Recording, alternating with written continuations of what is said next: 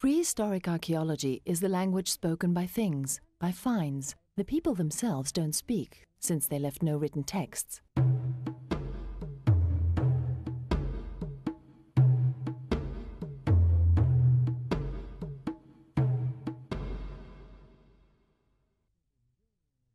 From the moment an object comes out of the earth, it starts to speak. From that point on, the important thing is how well the archaeologist can listen to it. All the information has to come from these deaf and dumb objects.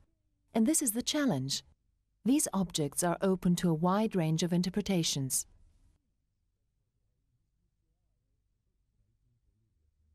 A conversation about this would be very interesting.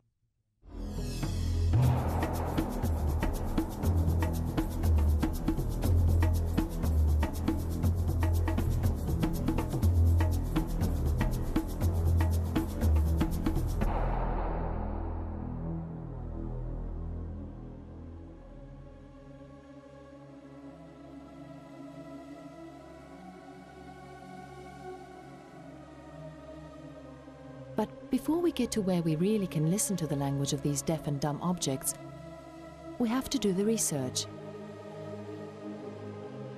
Excavation research at a site reflects a reality thousands of years old. Before we get there, we have to open up the earth, to descend through the millennia, to remove the soil. Excavation is, I'd liken it to a surgical operation. So we need to carry out this operation in order to record the actual state of things.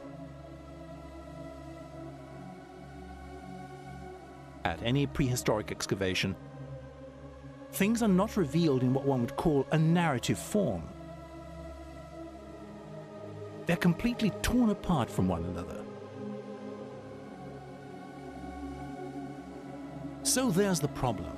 How can the archaeologist intervene so as to fill this chaos opened up not by an earthquake, but by an excavation with the flowers of interpretation? There's a more general problem connected with interpretation. How do we interpret things? Some people say, you archaeologists have so much imagination. I don't think we do. The archaeologist's imagination, or what people call imagination, is inspired by the things themselves. And we have to take a position. I don't like this comparison, but I think we need to put ourselves in the place of a detective. Objects which are superficially the same, which we see as a series, a continuation, which we consider exactly alike. These objects can be completely different and have different meanings. From that point on, it's not just the scholarly qualifications of an archaeologist that play a role. An archaeologist has to be an extremely gentle human being. When we say someone is a good excavator, we should think of someone who lives in very close contact with life itself. Finds are not just cold, indifferent objects, vases, tools, and remains of food. One could say that these make up a series of human cries. I'm hungry. Thanks be to God, I'm full. I'm thirsty, I'll drink some water. One question the public asks is, what do archaeologists find? What are these finds? Anything and everything constitutes a find for the archaeologists and the student of cultures. I'd say that the find is a piece of information, but that when it's incorporated into a world of other finds, it becomes knowledge. First off, we could say that archaeologists find objects. They find houses. The house area can constitute information.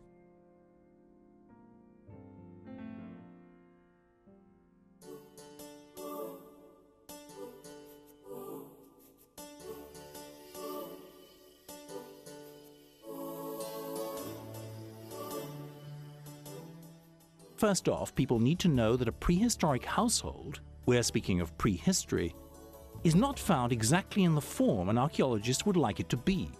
So the first step is for us to reconstruct the household. And within that reconstruction, things assume their proper place. The Neolithic house was constructed of perishable materials. In Macedonia, it was usually made of wood, covered by wattle and daub.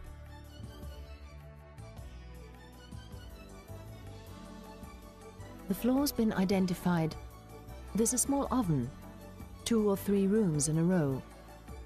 Next to the oven were preserved some small clay tables, a number of bowls. One looks like it must have been where they kneaded their bread, a bench, and on top of it, the grindstone to make flour from wheat. In front of the oven are traces of fire, ashes, and lots of pottery.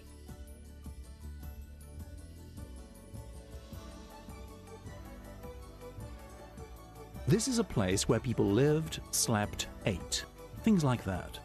And in these houses we find very simple furnishings. We find ovens in Macedonia, in Thrace. Throughout the Balkans we constantly find ovens, hearths. These are the sorts of things prehistoric archaeologists find every day. Ovens, hearths, tools, walls. Jars, storage jars in a row. A great moment. It's the moment when prehistoric people decided to produce a jar for storing things.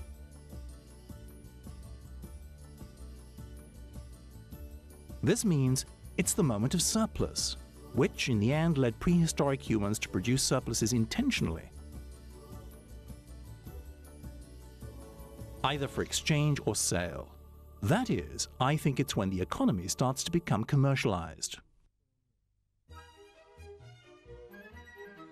The question we're dealing with, since we're talking about a space 4 by 5, let's say, where did people sleep, if they slept there? And now one begins framing theories. One starts to create theories. Maybe they were on an upper floor. Maybe the pots which had fallen on this fell from shelves, and they made up their beds on the floor and slept on the floor. This is knowledge I don't know if we'll ever have.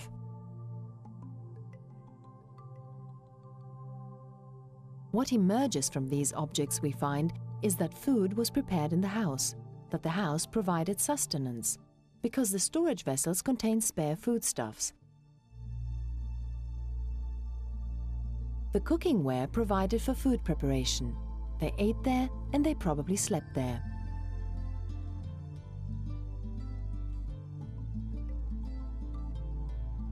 And we can hypothesize that we're speaking about families, that is, about groups of 2, 3, 4 or 5 people, small family units like ours. The presence of children emerges from the clay nursing bottles. We're speaking of vessels made especially for children, or at any rate, that's how we interpret them. These are the same pots they used to bring us from the religious festivals back then. The little jugs we drank water from as children. It's a tradition which has survived down through the centuries. The pot is the gold of prehistory. Since each era is characterized by a material, I think that pottery characterizes prehistoric civilization. In the Neolithic era in particular, we observe a truly amazing production of pottery. Consider what one did with a pot. Eating, storing, cooking, carrying water. If you want, you could say that they put whatever they needed, or whatever they didn't need, in a pot. I don't think there was a moment in prehistoric man's life that wasn't connected with pottery, with the pot.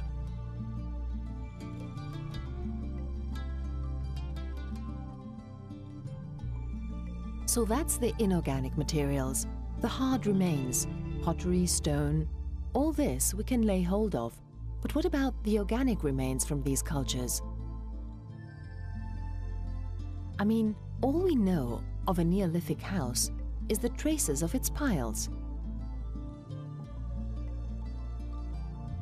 In the best-case scenario, if there's some charred wood preserved, the pottery, the stone tools, the bones.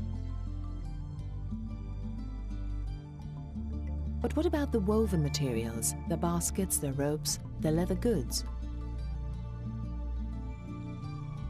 All these objects have been lost. But they've left traces.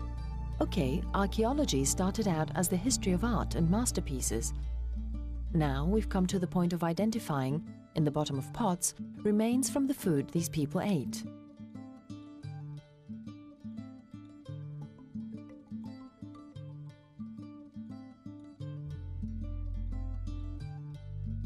Even if they lived differently, their way of life was the same as ours. There are some universals about human beings. Hunger is not only the people in Dispilio or Tumba or Sesklo. They weren't the only ones who were hungry. Everyone in the world gets hungry. And so the need to deal with hunger is the same in Mexico or Nepal or in Tokyo. And therefore, we have a means of interpreting a phenomenon like this when it's related to a universal human trait.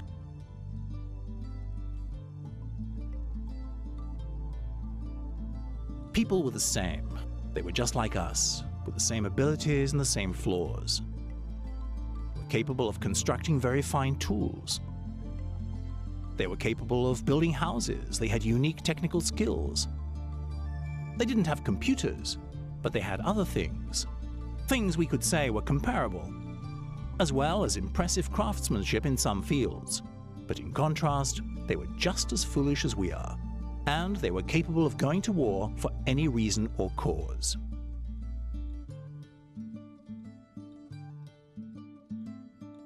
The needs remain the same. The need for a roof to cover one's own and one's family's head. The need to construct tools, to shape the space around one. The need to express oneself symbolically, to have some connection with what one doesn't comprehend. There are all these concerns. The fear of death. It's a window into the soul of modern humans, a soul which hasn't changed in essentials from the first goals and first fears humans had.